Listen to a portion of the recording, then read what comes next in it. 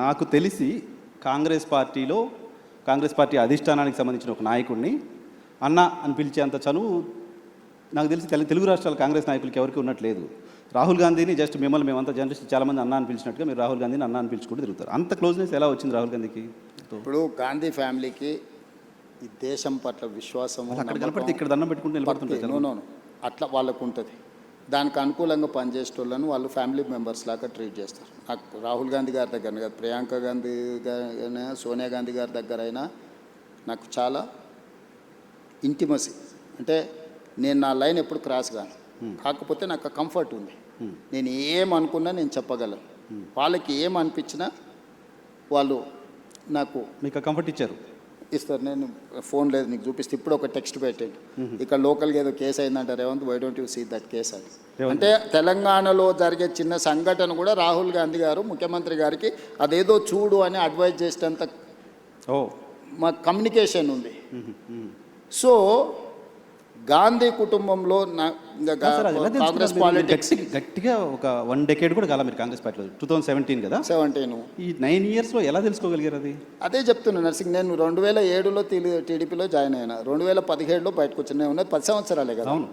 ఈ రోజుకైనా చంద్రబాబు నాయుడు గారు ఆయన దగ్గర ఉన్న సొంత నాయకుల కంటే కూడా నన్ను గౌరవిస్తాడా లేదా? వెళ్ళిపోయినాక కూడా ఎందుకు?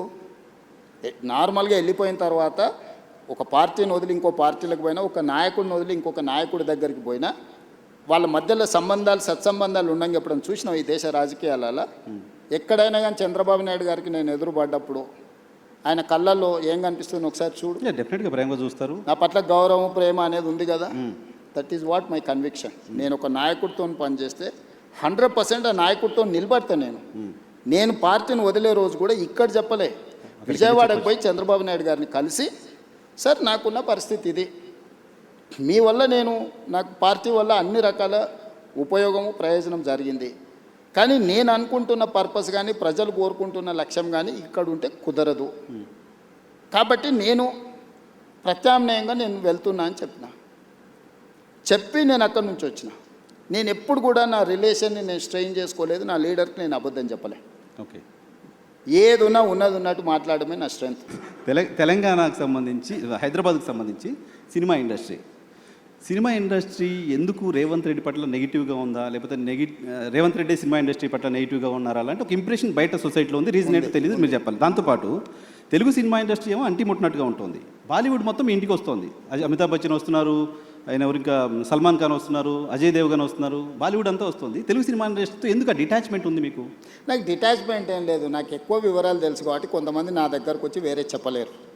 ఎందుకంటే నాకు అందరి గురించి చాలా విషయాలు తెలుసు కదా. నేను కొత్తగా చూస్తలేను పరిశ్రమ. కొంతమంది అమెరికా నుంచి వచ్చిన వాళ్ళకు సెలబ్రిటీస్ అంటే సోషల్ క్లైంబింగ్ అంటారు దీన్ని ఇంగ్లీష్లో. ఓకే, సడన్గా మనకు డబ్బులు వచ్చినా, సడన్గా హోదా వచ్చినా, అప్పటి వరకు మనలో అణిచివేసుకున్న విపరీతమైన కోరికలు కొన్ని ఉంటాయి.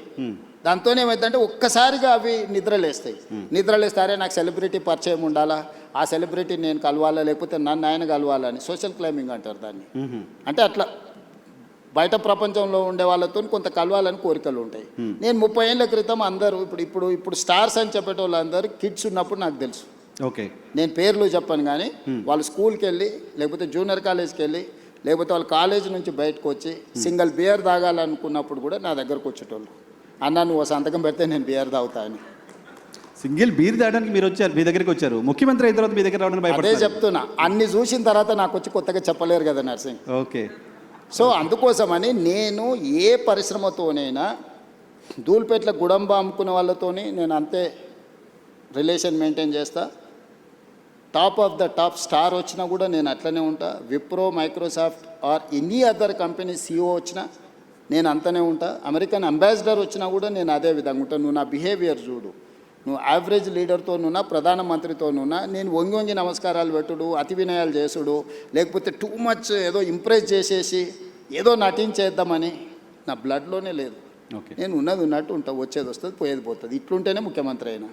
ఇంకా కొత్తగా ఏంది నేను చేసేది? ఏం పని ఉంది ఇప్పుడు ప్రతి ఒక్కరికి లైఫ్లో సక్సెస్కి ఒక ఫార్ములా ఉంటుంది. నువ్వు యాజ్ జర్నలిస్ట్ నువ్వు సక్సెస్ అయినావంటే నీకు ఒక ఫార్ములా ఉంటుంది, లేకపోతే ఒక వర్కింగ్ స్టైల్ ఉంటుంది. ఇంకొక లీడర్కి ఇంకొక లాగా ఉంటుంది, ఇంకొక సెలబ్రిటీకి ఇంకొక లాగా ఉంటుంది. నాకు నా లైఫ్ ఇట్లనే గౌరవాన్ని తెచ్చిపెట్టింది, హోదాని తెచ్చిపెట్టింది. ఈరోజు గుర్తింపు వచ్చింది. సో నా లైఫ్ అనేది ఇట్లనే ఉంటుంది నర్సింగ్.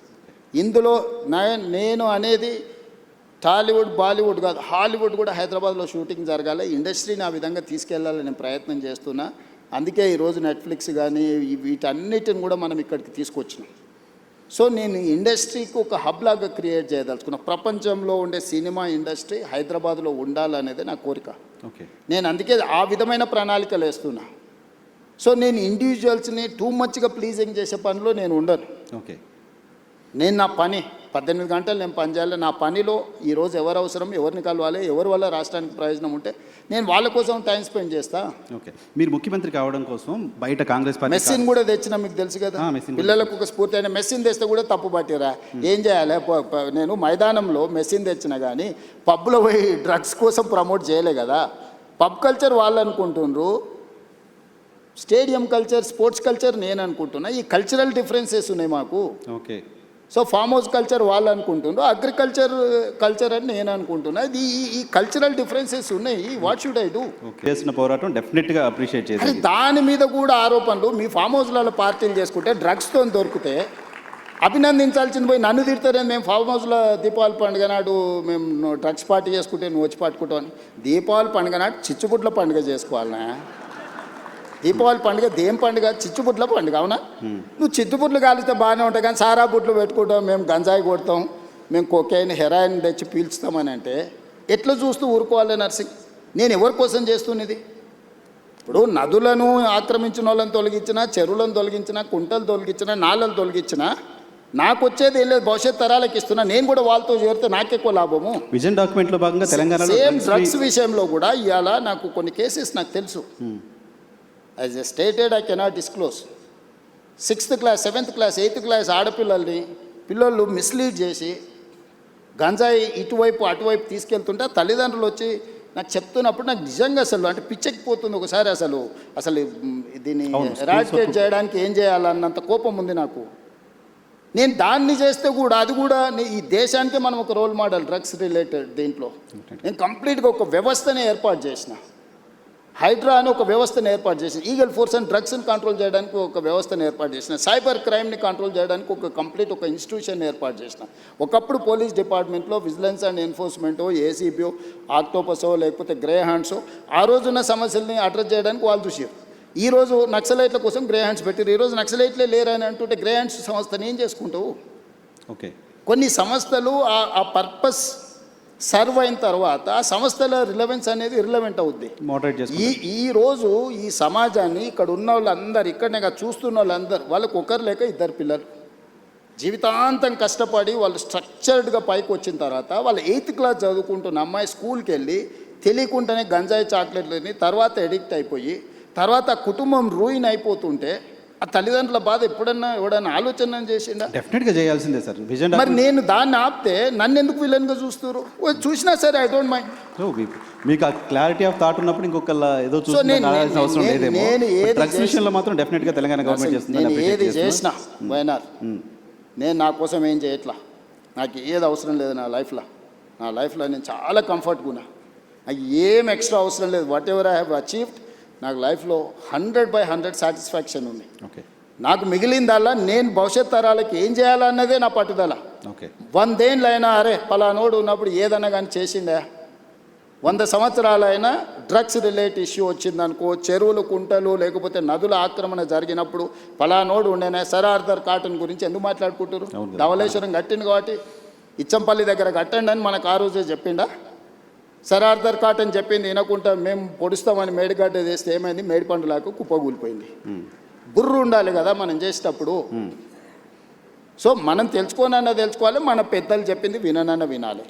ఈ రెండు లేకుండా మనం సగం జ్ఞానంతో చేస్తే సమస్యలు వస్తాయి. కొన్ని విధానాలు ఇంతకుముందు చెప్తున్నట్టుగా విజన్ డాక్యుమెంట్ గురించి చెప్తున్నారు. ఇంకొక పాయింట్ నేను ప్రధానంగా మీరు వచ్చిన తర్వాత నోటీస్ చేసింది, సన్నబియ్యం ఒకటి ఇస్తున్నారు, అప్రిషియేట్ చేయదగ్గ ఇష్యూ డెఫినెట్గా.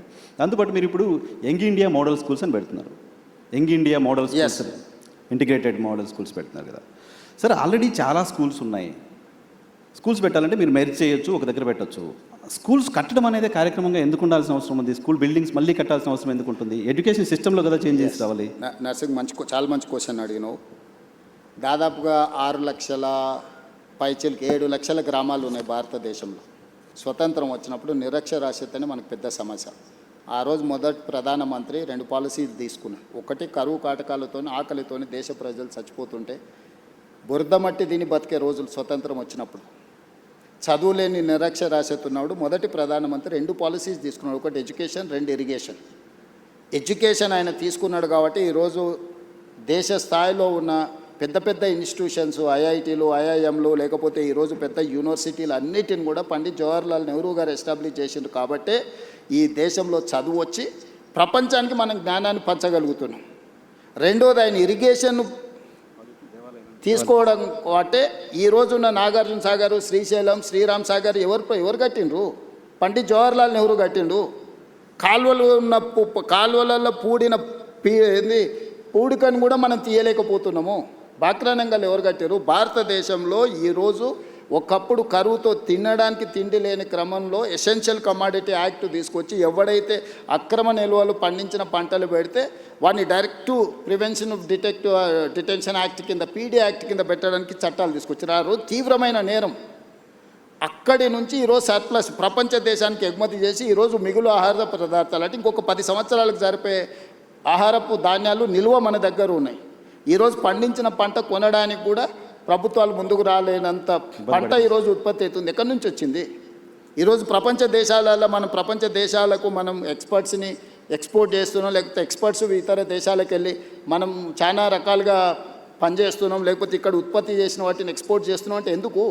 ఆ ఎడ్యుకేషన్ ఫిలాసఫీని, పాలసీని first prime minister of India adopt చేసుకున్నాడు కాబట్టి, ఎడ్యుకేషన్ అండ్ ఇరిగేషన్ ఒక పాలసీ కింద తీసుకున్నాడు కాబట్టి ఫస్ట్ రిఫార్మ్స్ అక్కడ జరిగినాయి.